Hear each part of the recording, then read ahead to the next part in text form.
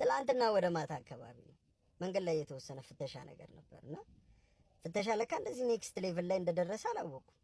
አሻሸኝ ነው የምለው ወንድሜ፣ ደባበሰኝ። ሌላ ሙድ ውስጥ ላይ ያስገባኝ ነበረ። በኋላ ሲጨርስ ነው መሰለኝ መታወቂያ አለኝ።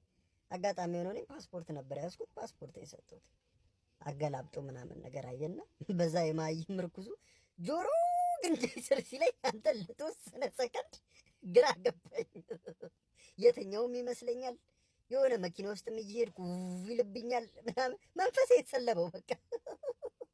የምን ሀሽሽ ብሮ ወሳኝ ነው።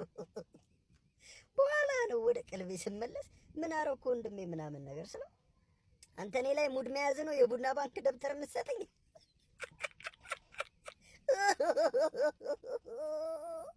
ቡን ያደርግህ ወንድሜ፣ ቡን በለ ቀር።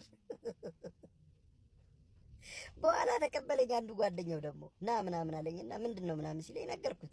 በቃ ለመግባባት ነው ችግር የለውም ሂድ ወደ ቤት አለኝና ይቺን እሻት በበረዶ አለኝ። ውጋትሽ ባትለኝስ ባትተባበረኝስ የሚጨርስ አንተ እሺዎቹን አሾት ውስጤ አንተ ቻንሴ ሁላ እኮ ሳይነካ አይቀርም። አናቴን መጥቶኝ እግሬ ጥፍር ድረስ ነው የነዘረኝ። እንዴት ሆኖ ነው አንተ?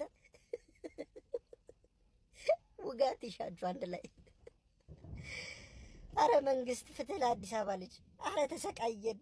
እንዲህ የተማሩትን ላክልን፣ ወደኛ የሰለጠኑትን ላክልን። እዛ ወይ ሄደው ሀገራቸው መሰሎቻቸውን ያግዱ፣ ካልሆነ እዛው ስልጠናቸው ቦታ መሰረተ ትምህርት እስከ 3 ምናምን ስጧቸው። ከኛ ጋር ልንግባባ አልቻልንም እዚህ ካሉት ጋር።